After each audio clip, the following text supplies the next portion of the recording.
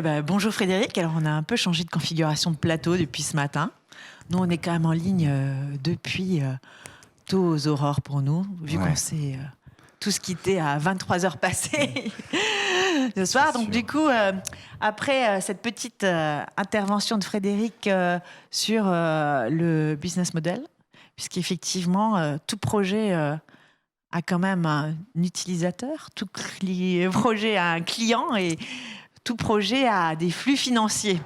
Et donc, cette petite introduction pour te laisser la parole et pour nous parler en fait de PrintHub, qui est effectivement un projet que vous avez lancé l'année dernière. Vous nous en aviez déjà parlé en février et qui va vraiment là voir le jour incessamment sous peu. Donc, c'est un projet aussi qui a nécessité pas mal d'ingénierie. C'est pour ça que je te laisse la parole avec cette petite introduction sur le business model. Oui, absolument. Merci de me réinviter. Et c'est vrai qu'on avait déjà parlé rapidement en février lors du précédent HIC de cette initiative qui est PrintHub, donc un écosystème au service de l'impression numérique. Et c'est vrai, tu as raison, il y a eu pas mal de travail au niveau de l'ingénierie, beaucoup de travail autour de l'industrie. Et en fait, le rôle qui est un challenge, c'est de rassembler en fait les esprits innovants autour de l'impression numérique entre les industriels, le monde du jeune entrepreneuriat, le monde de la formation aussi, des institutions. Et en fait, c'est là qu'est le challenge. En fait, c'est de rassembler tout le monde en conservant une réalité économique. Donc aujourd'hui, on est très content parce que l'aventure a démarré. Moi, je prendrai donc cette nouvelle position dès le début janvier, avec les premiers étudiants qui arriveront, les premières startups. Donc il y en a déjà 2 qui sont identifiées. Et tout ça avec effectivement un business model, des flux de revenus qui fonctionnent et qui sont portés par les industries. Alors, juste pour rappeler un peu le projet, parce qu'effectivement, les industries sont au cœur du projet, parce qu'il y a effectivement la partie de ceux qui fournissent le service de l'impression numérique. Donc, tu pourras nous reparler quand même de pourquoi maintenant l'impression numérique, quel service et quel... alors, on parle toujours de révolution, mais c'est surtout...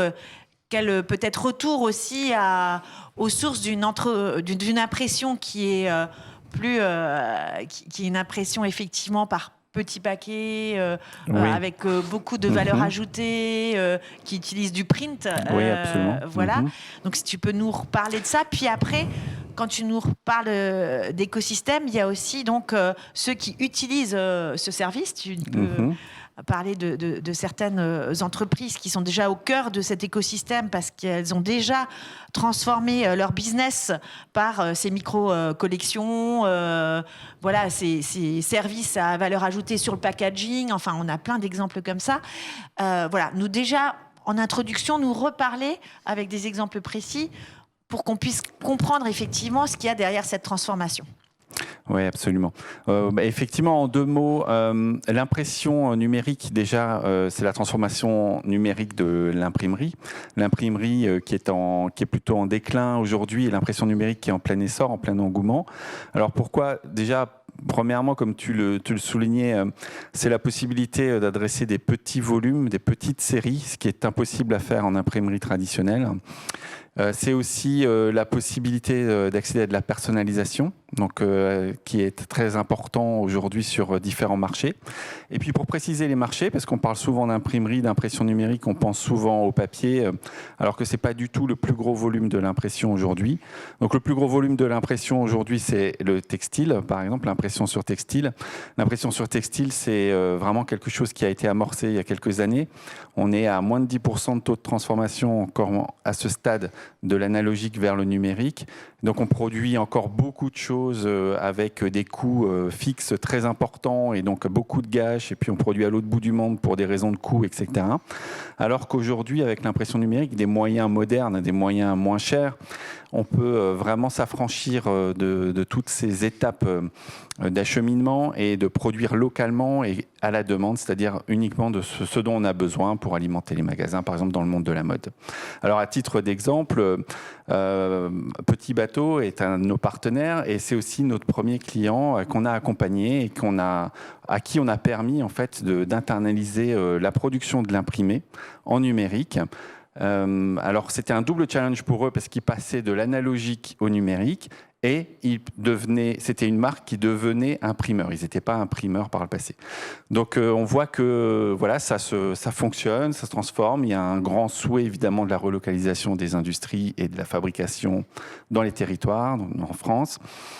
Dans notre cas, et voilà, on accompagne donc cette marque-là qui est une marque phare, mais on en accompagne d'autres sur d'autres secteurs d'activité, notamment l'emballage, l'étiquette, l'impression sur bois aussi. Ce sont des marchés porteurs et c'est des nouveaux, voilà, des tournants qui sont pris autour du numérique. Pasquine, bonjour Constant, Pasquine, d'Incubator, nous a rejoint pour effectivement, alors on reparlera sur le volet formation, mais on voit aussi qu'à travers cet exemple, et on reprend l'exemple de l'impression numérique, de revenir à de l'impression effectivement plus loin de l'analogique, qui était déjà un changement en son temps, mais qui faisait passer absolument. par des prestataires externes, des gros volumes, voilà. Là, on revient sur des impressions, des imprimantes plus classiques, mais avec un traitement numérique. Et dans le cas de Petit Bateau, on voit aussi qu'ils ont dû se poser des questions sur leur impact, sur l'impact de la mode et de tout ce qui est l'industrie textile sur l'environnement, et de passer aussi comme ça à de l'impression numérique et de changer, on va dire, de faire un gap technologique, nécessite aussi d'avoir une réflexion globale sur son impact global, je veux dire environnemental, sur comment on met le numérique au sein des process. Et c'est pour ça que Pasquine d'Incubator est venue aussi, puisqu'elles accompagnent aussi d'autres acteurs dans ce domaine-là sur quel est le réel changement quand vous changez quelque chose de digital, parce que ce n'est pas qu'un changement technologique. Pardon. C'est pour ça que je suis venue, mais c'est comme ça que Il est coupé. Attends, Pasquine. Ouais, c'est ça. Vas-y.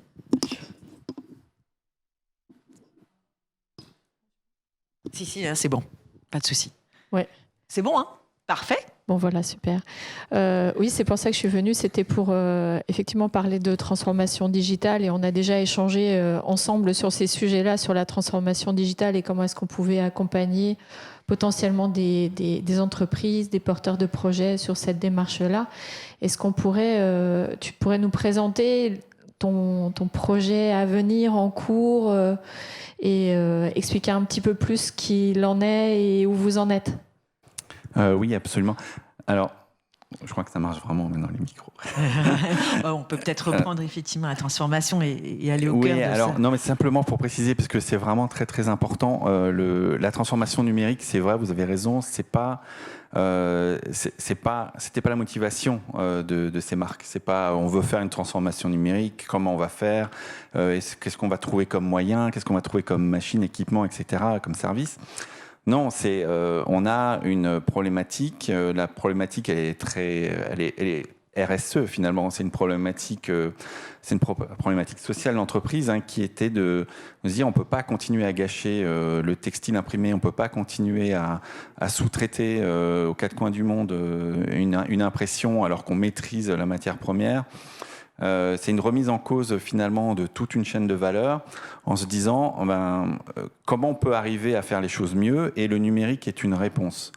Le numérique est une réponse et elle est associée du coup à une transformation environnementale, mais par effet de bord on va dire. Mais cet effet de bord de la transformation numérique, c'était la vraie valeur de ces marques et de ces acteurs. Et puis il y a aussi un besoin de compréhension et d'éclairage sur qu'est-ce que c'est que cette transformation, comment on y va, et d'accompagnement en profondeur. Absolument. Et alors, pour revenir à Petit Bateau, c'est une enseigne, une marque qui a fait appel à énormément d'acteurs, qui s'est entouré de beaucoup de monde pour pouvoir y arriver. Donc, ils ont publié il y a 3 semaines le départ de leur production en numérique. Et voilà, il y a un grand nombre d'entreprises, freelance, personnes qui les ont accompagnés pour les mener au bout en fait de ce challenge, qui aura duré, je pense, à peu près une petite année.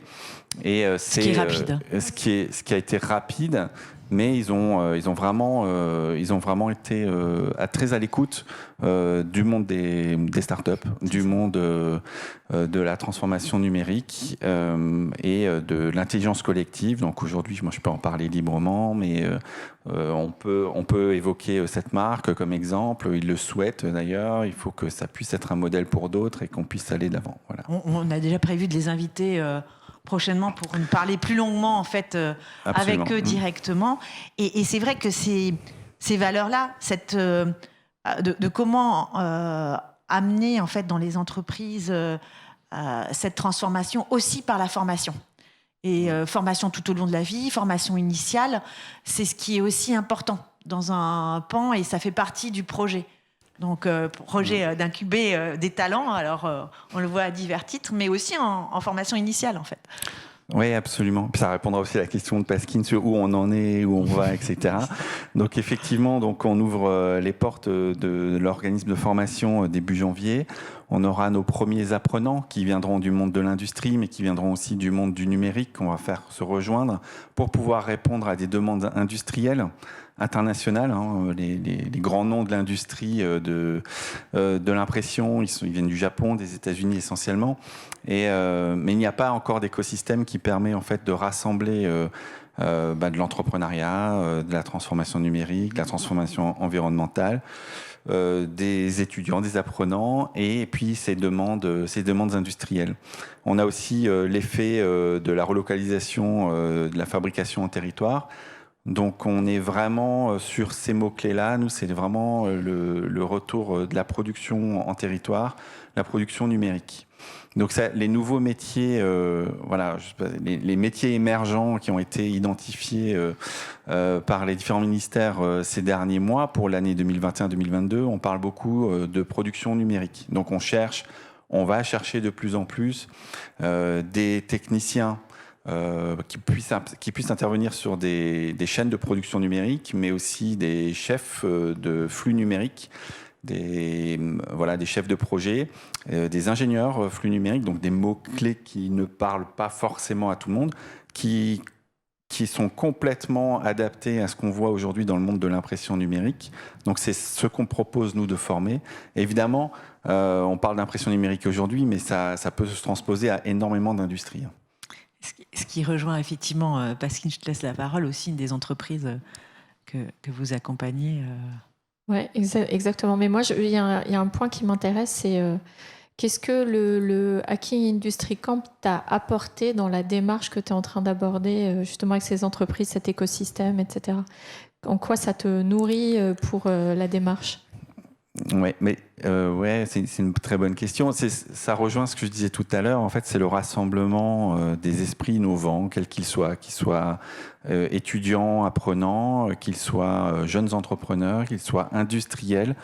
On a comme ça, en fait, on peut balayer différents métiers, différents secteurs d'activité et différents mondes complètement différents, avec des réalités économiques complètement différentes aussi, mais avec un besoin de travailler ensemble et d'y arriver. Et c'est exactement ce qu'on trouve ici au HIC. C'est des défis portés par des industriels ou par d'autres entreprises, des apprenants qui ont envie de connaître le monde de l'entrepreneuriat, des entrepreneurs, des jeunes entrepreneurs ou moins jeunes, et effectivement avec une énergie qui est vraiment très très importante et qui permet finalement de transformer ces projets en quelque chose de concret.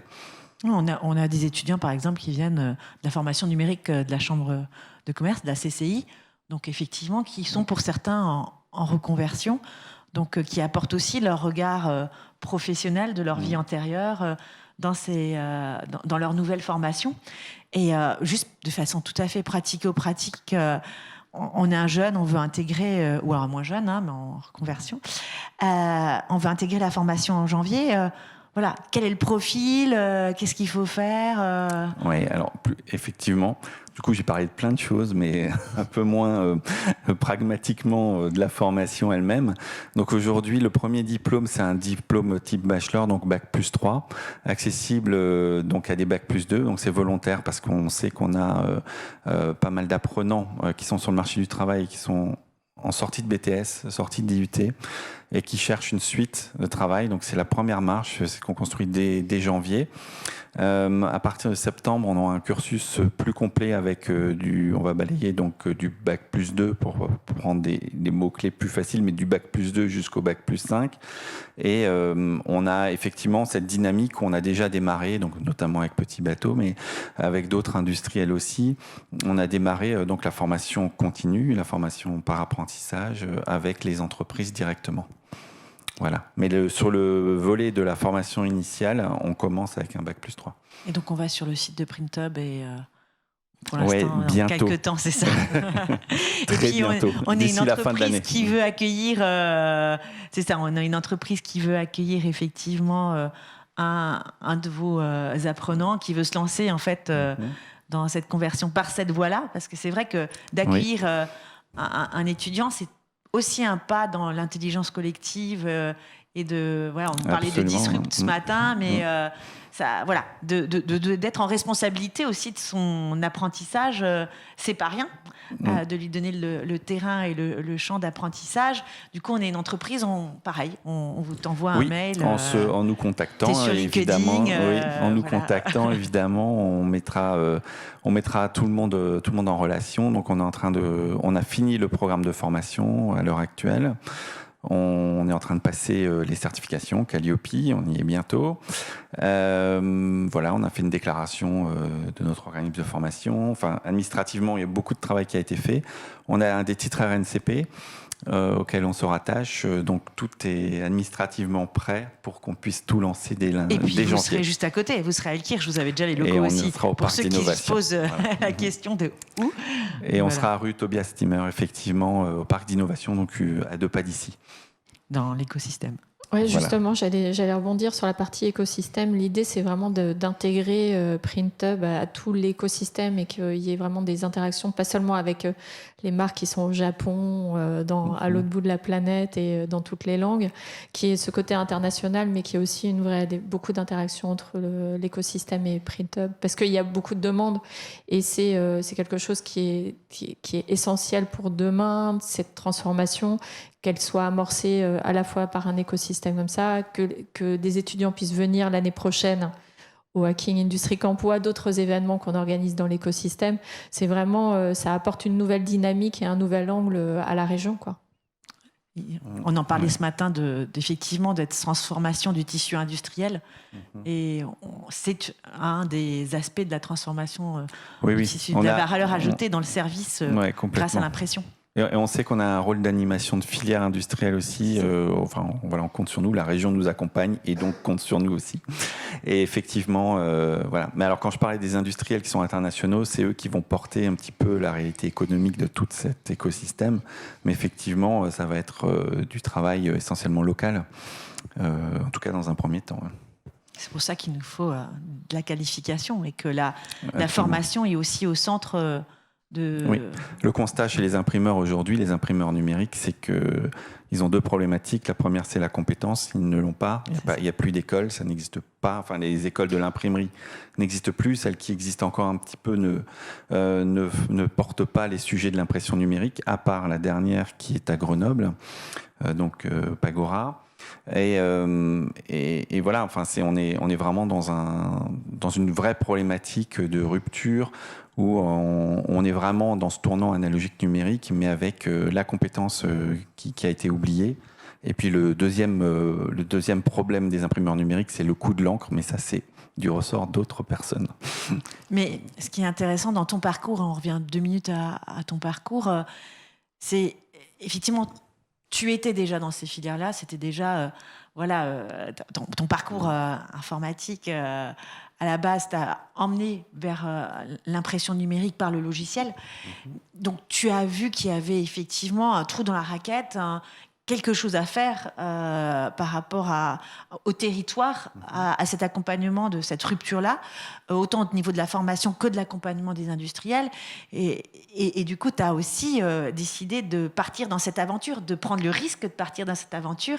Et voilà, si j'en parle, c'est qu'effectivement, si d'autres personnes dans leur filière voient qu'il y a quelque chose à faire, c'est important aussi de questionner l'écosystème. Nous, en fait, tu as eu de multiples vies, mais tu n'as jamais été en dehors de l'écosystème. Tu as toujours pu questionner l'écosystème sur aussi la réalité de ton constat. Et ça, c'est important, je trouve. Pour toi, tu n'as jamais été seul. Et du coup, tu as pris le risque aussi. Oui, effectivement. Après, c'est vrai que je prends un risque, mais dans une zone de confort qui est ma connaissance du monde de l'impression, comme tu le dis. Mais effectivement, il y a une prise de risque, mais il y a une évidence de besoin et de moyens pour combler ce besoin.